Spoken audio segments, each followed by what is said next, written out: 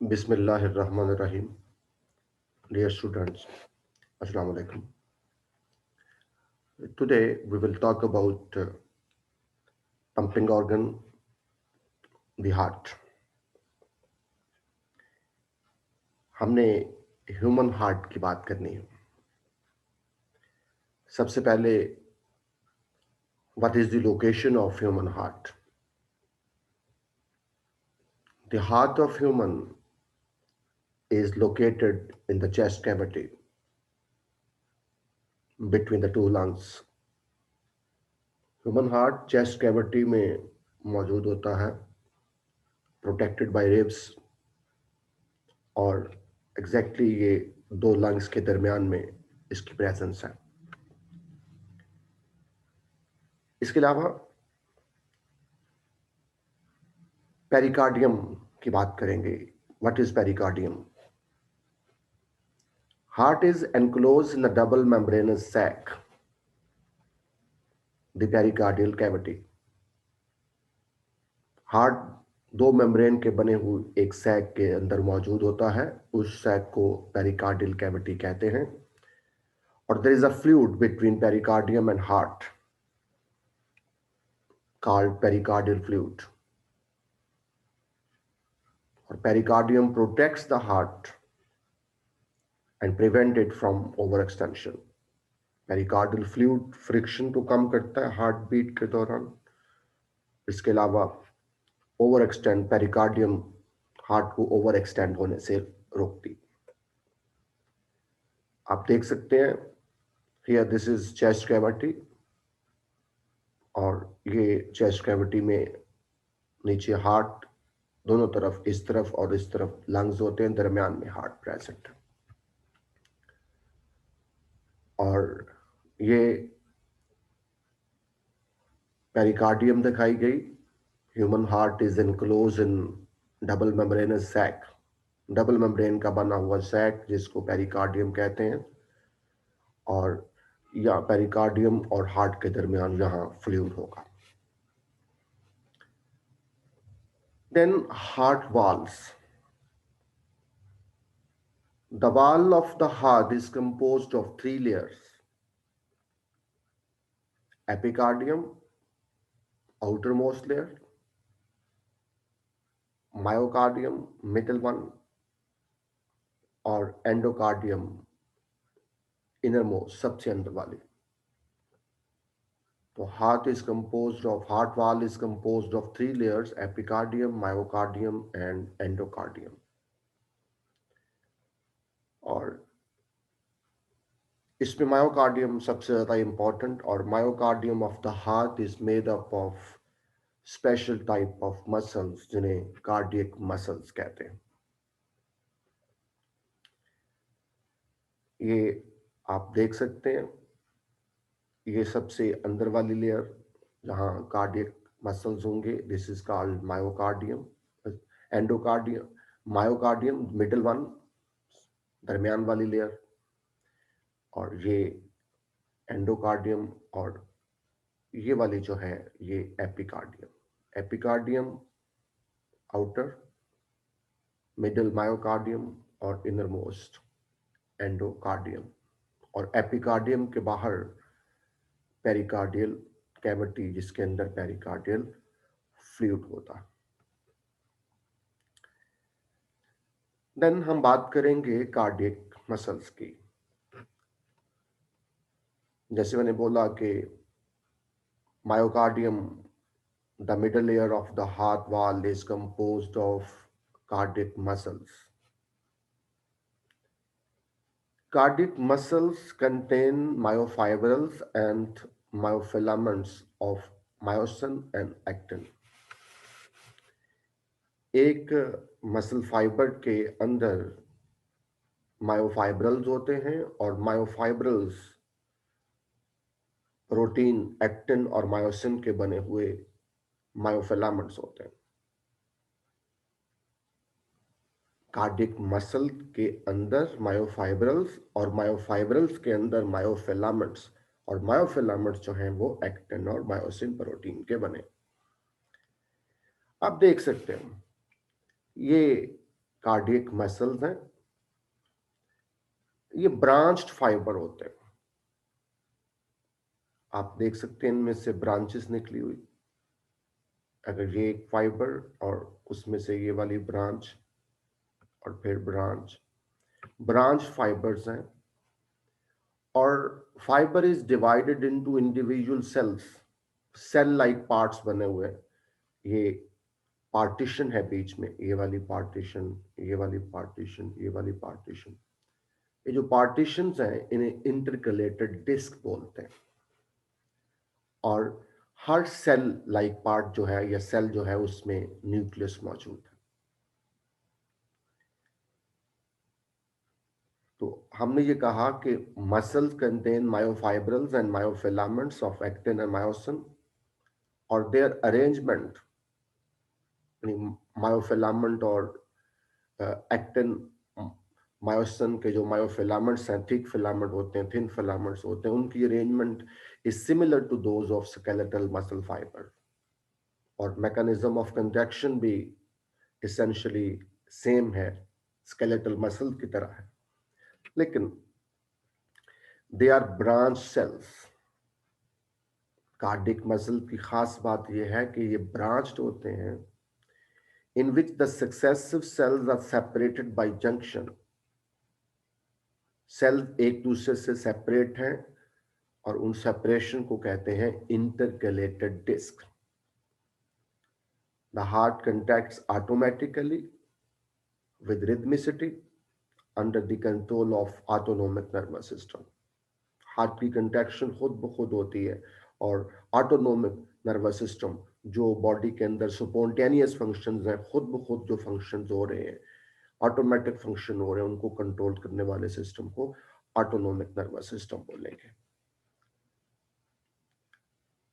तो हमने ये पढ़ा कि myocardium consist of special kind of muscles, cardiac muscles, and these cardiac muscles are composed of myofibrils।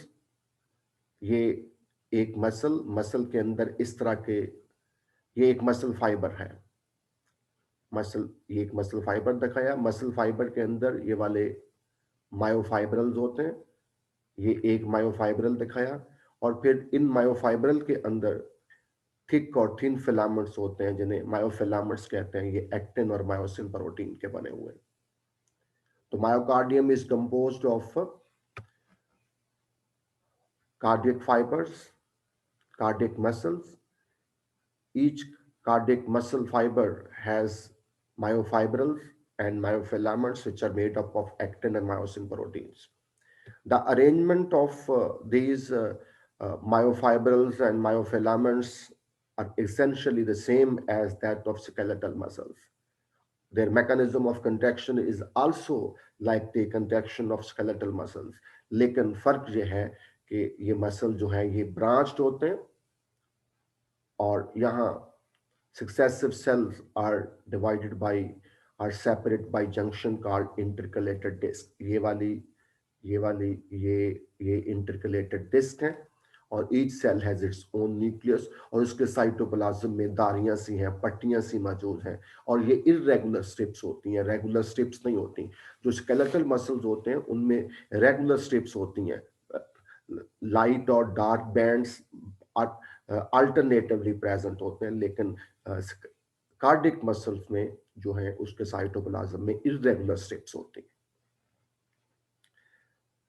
तो ये तो कुछ बातें कार्डिक मसल फाइबर के हवाले से थी। Then heart chambers. Human heart has 4 chambers. आप देख सकते हैं, upper 2 are called atria. Atria plural word है, इसका सिंगुलर होगा atrium. This is right atrium, this is left atrium. Upper 2 known as atria, जबकि lower 2 are known as ventricles, right ventricle, left ventricle. Atria are thin walled आर्टिया की दीवारें thin होती हैं और ventricles are thick walled. Atria ने blood receive करना होता है, atria receive blood whereas ventricles distribute it. The human heart consists of four chambers: upper two known as atria, lower two known as ventricles. Atria are thin-walled, whereas ventricles are thick-walled. Atria receive blood. Atria में blood enter होता है, जबकि ventricles distributed, वे blood को pump करते हैं। और there is complete separation between right and left chambers. आप देख सकते हैं राइट आर्ट्रियम और लेफ्ट आर्ट्रियम के दरमियान में वॉल है, इस वॉल को कहते हैं इंटर आर्ट्रियल सेप्टम। और इसी तरीके से राइट और लेफ्ट वेंट्रिकल के दरमियान में भी दीवार है, पार्टीशन है, इसको कहते हैं इंटरवेंट्रिकुलर सेप्टम। तो राइट और लेफ्ट साइड में सेपरेशन है। जो राइट चैम्बर्स हैं, राइट आर्ट्रियम हो गया या राइट वेंट्रिकल हो गया, दे हैव डीऑक्सीजनेटेड ब्लड। इनमें डीऑक्सीजनेटेड ब्लड होता है, blood having low concentration of oxygen and high concentration of carbon dioxide. जबकि लेफ्ट चैम्बर जो होते हैं, लेफ्ट आर्ट्रियम और लेफ्ट वेंट्रिकल, इनमें ऑक्सीजनेटेड ब्लड होता है। जैसे मैंने बताया कि ये जो वेंट्रिकल्स हैं, इनकी वॉल्स थिक होती हैं, और इनमें से जो लेफ्ट वेंट्रिकल है उसकी वॉल मोर थिक होती है as compare to right ventricle. Left ventricle की दीवारें ज्यादा थिक होती हैं क्योंकि उन्होंने ब्लड को पंप करना होता है towards all part of the body.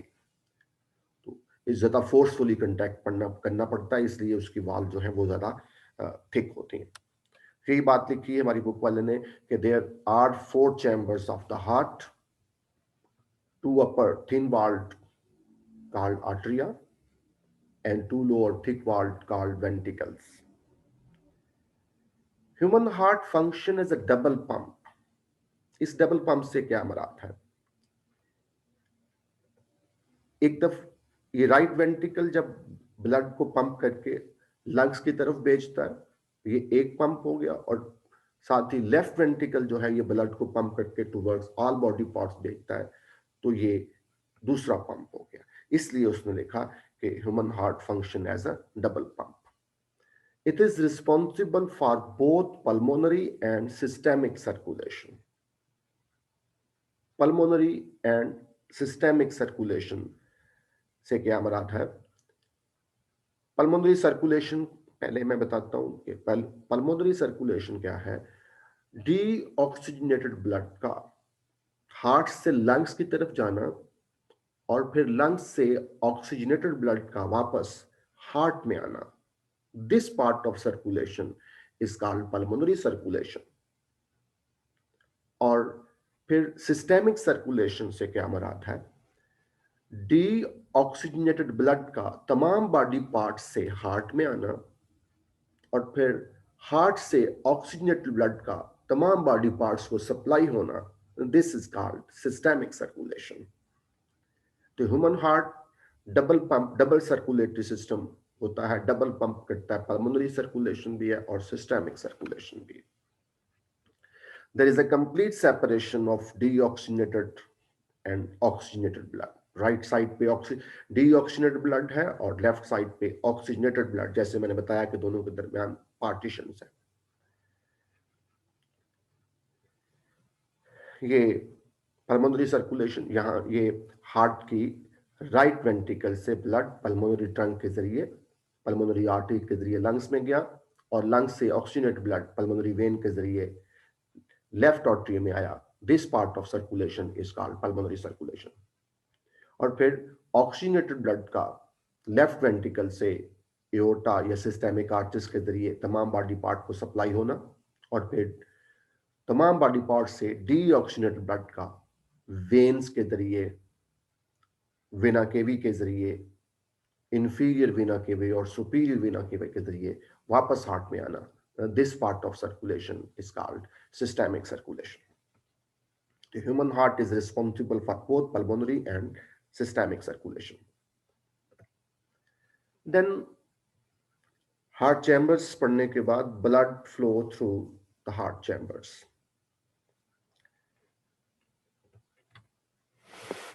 देखते हैं,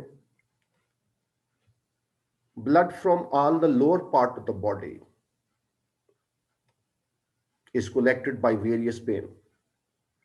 बॉडी के जो नीचे वाला हिस्सा है,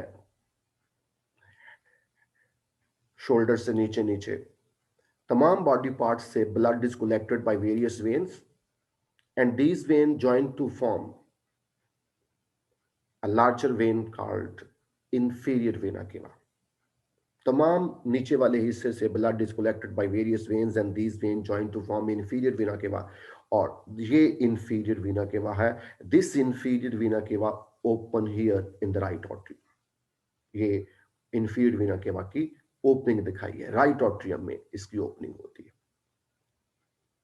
तो deoxygenated blood from all lower part of the body is collected by various veins and these veins join to form inferior vena cava and inferior vena cava open into the right atrium. इसी तरीके से blood from the upper part of the body जिसमें head है, shoulders हैं, arms हैं, इनसे blood is collected by various veins and these veins join to form superior vena cava. ये superior Veena केवा बनती है और सुपीरियर वीना केवा open into the right atrium also. तो कहने वाली बात यह है कि deoxygenated blood from all body parts comes into the right atrium via inferior vena केवा एंड सुपीरियर वीना केवा. वीना केवी के जरिए, इंफीरियर वीना केवे और सुपीरियर वीना केवा के जरिए ब्लड राइट ऑट्रियम में आता है और ये वाला डीऑक्सीजनेटेड ब्लड है. Right atrium opens into the right ventricle. When right atrium contract, blood comes into the right ventricle. और right atrium और right ventricle के दरमियान there is the valve, जिसको tricuspid valve कहते हैं. Tricuspid valve इसलिए कहते हैं कि it has 3 flaps of connective tissue. इसमें 3 फ्लैप्स होते हैं, आप देख सकते हैं, एक ये वाला फ्लैप, एक ये और एक ये. 3 फ्लैप्स ऑफ कनेक्टिव टिश्यू होते हैं. ये 3 फ्लैप्स हैं और ये 3 flaps of connective tissue are attached with the papillary muscles through chordae tendineae. ये जो फाइबर से रेशे से नजर आ रहे हैं धागानुमा चीजें, ये वाली, ये कॉर्डी टेंडिनी है और ये कॉर्डी टेंडिनी ट्राइकस्पिड वाल्व के जो 3 फ्लैप्स हैं उनको पेपिलरी मसल्स के साथ जोड़ते हैं. ये पेपिलरी मसल्स हैं और ये पेपिलरी मसल जो हैं ये एक्चुअली वेंट्रिकल्स की वाल्स की एक्सटेंशंस हैं. Right atrium open into the right ventricle. Right atrium open to right ventricle through tricuspid valve. Or tricuspid valve consists of 3 flaps of connective tissue. 3 flaps हैं, क्योंकि ये section है, हमें यहाँ 3 flaps ऐसे नजर नहीं आ रहे.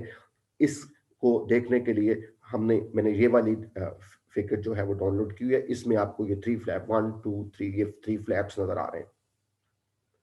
तो 3 flaps are connected with the papillary muscle through chordae tendineae. तो राइट ऑट्रियम से डीऑक्सीजनेटेड ब्लड जो है वो राइट वेंट्रिकल में पहुंच जाता है. इस बात को हमारी बुक वाले ने कैसे लिखा है? Right atrium receive deoxygenated blood via vena cavae from the body. Vena cavae से मैंने मुराद बता दिया इंफीरियर वेना केवा जो lower part of the body से ब्लड कलेक्ट करती है और सुपीरियर वेना केवा जो upper part of the body से ब्लड कलेक्ट करती है. Blood is passed in the right ventricle through tricuspid valve. It is called tricuspid valve because it consists of 3 flaps of connective tissue. These flaps are attached with the fibrous cords. जो 3 flaps हैं tricuspid valve के, वो fibrous cords के जरिए, fibre की बनी हुई रस्सियां सी हैं जिनको कहते हैं कॉर्डी टेंडिनी. कॉर्डी टेंडिनी के जरिए अटैच द पेपिलरी मसल, वो पेपिलरी मसल्स के साथ जुड़े हैं. और पेपिलरी मसल्स क्या हैं? Extension of the wall of the right ventricle. वो राइट वेंट्रिकल की वाल्व की एक्सटेंशन है। ये जैसे मैंने बताया, ये फ्लैप्स 3 फ्लैप्स होते हैं, और ये कॉर्डी टेंडिनी और ये papillary muscles. Then right ventricle जब कंट्रैक्ट करता है, it pushes the blood to pulmonary trunk. Right ventricle से पल्मोनरी ट्रंक, एक मेजर आर्टरी निकलती है पल्मोनरी ट्रंक, वो राइट वेंट्रिकल से राइज करती है। तो राइट वेंट्रिकल से blood, deoxygenated blood right ventricle से पल्मोनरी ट्रंक में चला जाता है, और पल्मोनरी ट्रंक हार्ट से बाहर निकलते ही 2 हिस्सों में डिवाइड हो जाती है। पल्मोनरी आर्टरीज, राइट और लेफ्ट पल्मोनरी आर्टरी। एक ये वाली आर्टरी पल्मोनरी आर्टरी, एक ब्रांच ये वाली, और एक ब्रांच ये यहां से फिर एओर्टा के नीचे से यहां निकल गई। तो जो पल्मोनरी आर्टरीज जो हैं, they carry deoxygenated blood to the lungs for oxygenation. तो राइट वेंट्रिकल और पल्मोनरी ट्रंक के दरमियान में भी एक वेल्व मौजूद है, जिसको सेमी ल्यूनर वेल्व कहते हैं। ये सेमी ल्यूनर वेल्व है। तो when right ventricle contracts, the blood is passed to the pulmonary trunk, which carries blood via left and right pulmonary artery to the lungs. Lungs में oxygenation होती है, blood में से कार्बन डाइऑक्साइड निकाल दी जाती है, ऑक्सीजन शामिल कर दी जाती है। तो ऑक्सीजनेटेड ब्लड जो होता है वो वापस हार्ट में आता है वाया पल्मोनरी वेन। जैसे मैंने बताया कि eight the base of the pulmonary trunk semilunar valves are present. After oxygenation in the lungs, blood is brought about by pulmonary veins to the left atrium. Blood left atrium में आ जाता।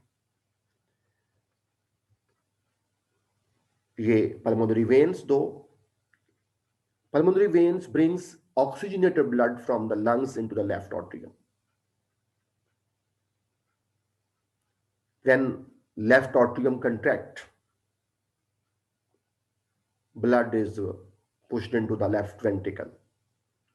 There is also a valve between left atrium और left ventricle, इसको bicuspid valve कहते हैं। Left atrium और left ventricle के दरमियान bicuspid valve है, और ये bicuspid valve consist of 2 flaps of connective tissue। ये उसके 2 flaps, और ये भी कॉर्डी टेंडिनी के जरिए पेपिलरी मसल्स के साथ जुड़े हुए। आप देख सकते हैं ये 2 फ्लैप्स, एक ये वाला फ्लैप और एक ये वाला फ्लैप। अगर हम इंटैक्ट वाल को देखें तो ऊपर से हमें यूं 2 फ्लैप्स, एक ये वाला और एक ये वाला फ्लैप नजर आते हैं। और ये फ्लैप्स जो हैं, ये कॉर्डी टेंडिनी जो फाइब्रस कॉर्ड्स हैं, इनके जरिए ये पेपिलरी मसल्स के साथ जुड़े हुए हैं, और पेपिलरी मसल्स यहां लेफ्ट वेंट्रिकल की एक्सटेंशंस हैं। तो हमने ये पढ़ा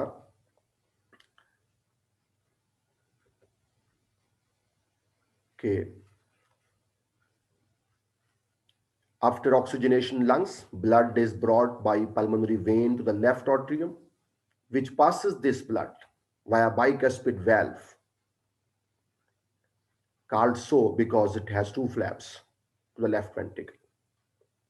The flaps of the bicuspid valve are similarly attached through chordae tendineae to the papillary muscles of the wall of the left ventricle. When the left ventricle contract, फिर left ventricle contract करेगा, it pushes the blood through aorta to all parts of the body except lungs.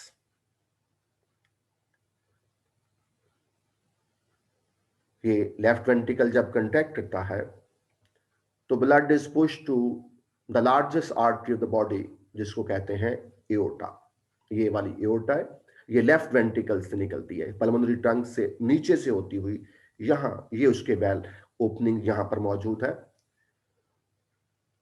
तो left ventricle से blood aorta के जरिए तमाम body parts को supply करती जाता है।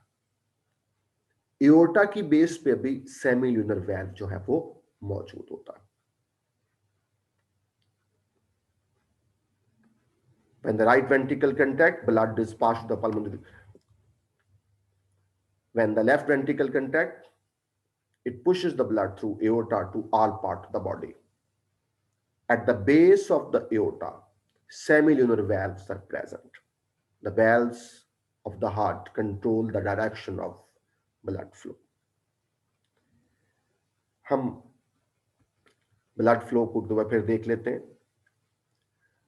तमाम बॉडी पार्ट से डीऑक्सीजनेटेड ब्लड इंफीरियर वीना केवा और सुपीरियर वीना केवा के जरिए राइट आर्टरियम में आता है.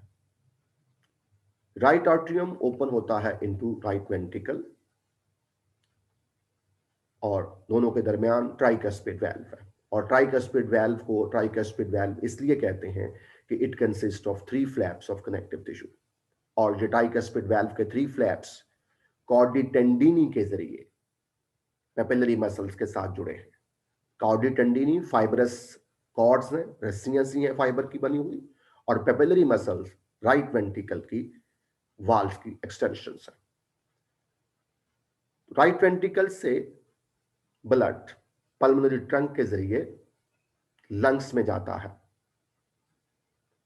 और लंग्स से ऑक्सीजनेटेड ब्लड पल्मोनरी वेन्स के जरिए लेफ्ट आर्टरियम में आता है. लेफ्ट आर्टरियम ओपन होता है into the left ventricle by bicuspid valve, or bicuspid valve consists of 2 flaps of connective tissue, and these flaps of connective tissue are attached with the papillary muscle through chordae tendineae. और यहाँ papillary muscles क्या हैं? Extension of the wall of the left ventricle. Then left ventricle contract and blood is supplied to all body parts through aorta.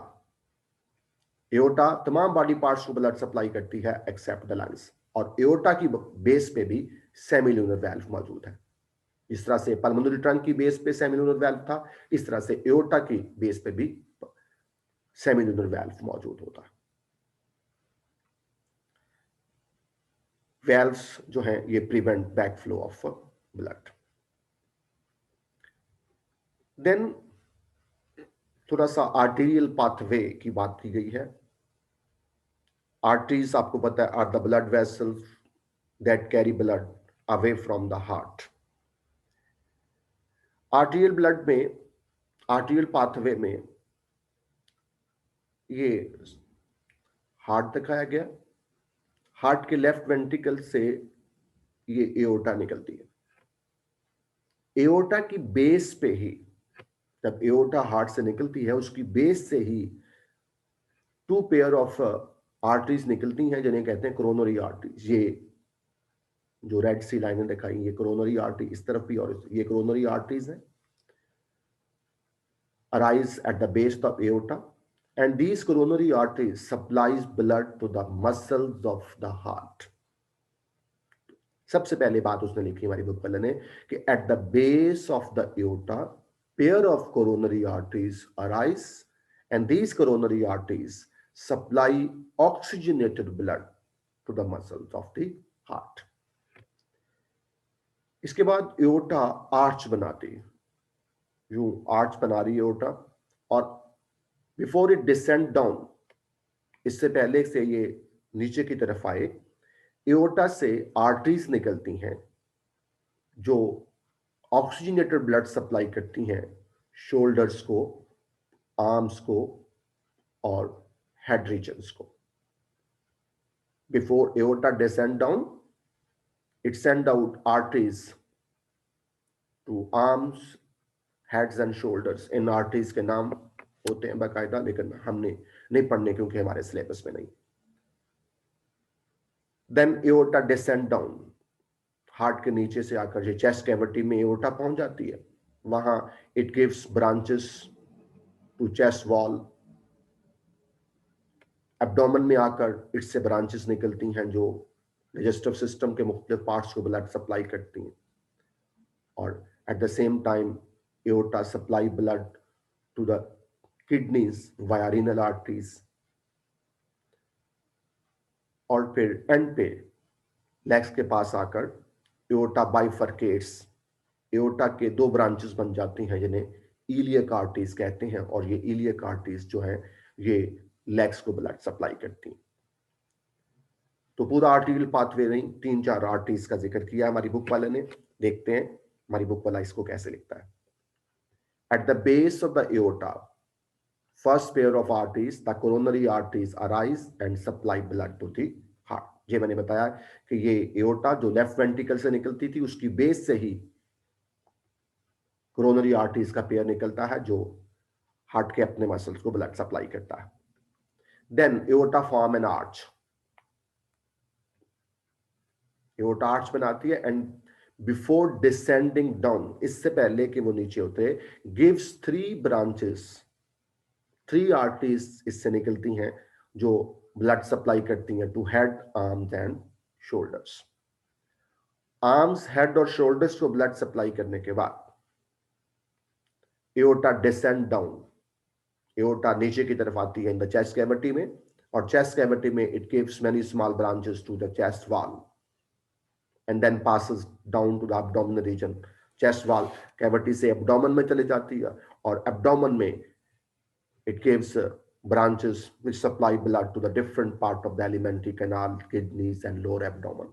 तो इन तमाम branches के arteries के नाम हमने नहीं पढ़े। तो रीनल आर्टरीज जो सबसे इंपॉर्टेंट होती है, जो किडनीज को ब्लड सप्लाई करती है, जो वेल नोन है। इस तरह से एलिमेंट्री कैनाल को जो आर्टरीज ब्लड सप्लाई करती हैं, वो उन्हें anterior mesenteric artery, posterior mesenteric arteries नाम देते हैं। एनीहाउ वो हमारे सिलेबस में नहीं।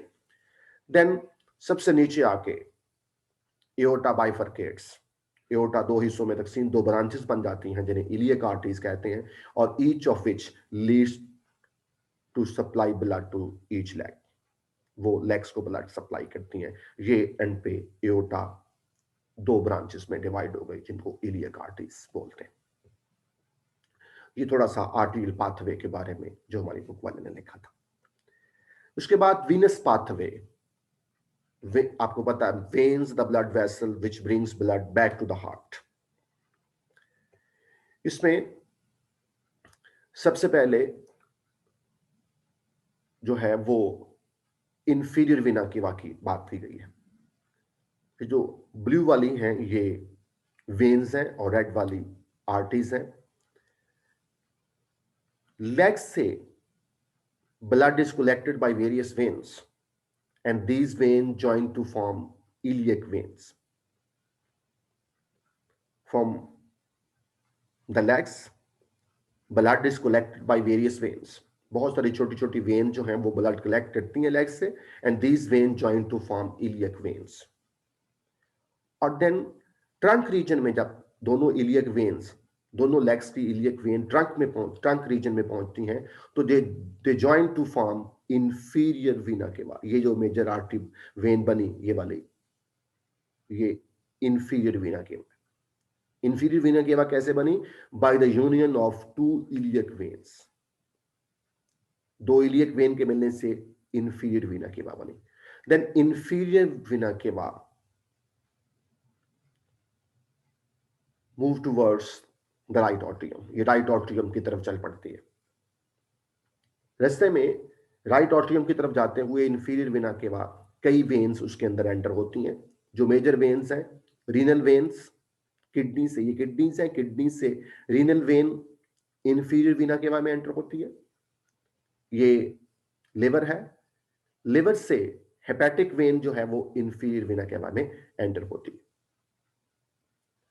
तो इससे पहले कि इंफीरियर वीना के बाद राइट ऑट्रियम में एंटर हो, इसमें रीनल वेन्स किडनी से एंटर होती है, और हेपेटिक वेन जो है वो लिवर से एंटर होती है। हेपेटिक लिवर के अंदर एक और भी वेन एंटर हो रही है, ये वाली, इसको कहते हैं हेपेटिक पोर्टल वेन। ये hepatic portal when digestive system के मुख्तलिफ पार्ट से ब्लड कलेक्ट करके लाती है। डाइजेस्टिव सिस्टम के मुख्तलिफ पार्ट से blood is collected by various veins, and these vein join to form hepatic portal vein. और हेपेटिक पोर्टल वेन जो है वो अपना ब्लड लिवर में डाल देती है, और फिर लिवर से ब्लड हेपेटिक वेन के जरिए इंफीरियर वेना केवा में पहुंचता है, और इंफीरियर वेना केवा अपने ब्लड को राइट ऑट्रियम में डालती है। हमारी बुक वाला कैसे लिखेगा? Two iliac veins are formed by the veins which collect blood from the legs, and these veins join to form inferior vena cava. जैसे मैंने बताया कि from legs, blood is collected by various veins, and these veins join to form iliac veins, and iliac veins then join to form inferior vena cava. Iliac is inferior vena cava receive renal vein from each kidney and hepatic vein from the liver before it enters the right atrium.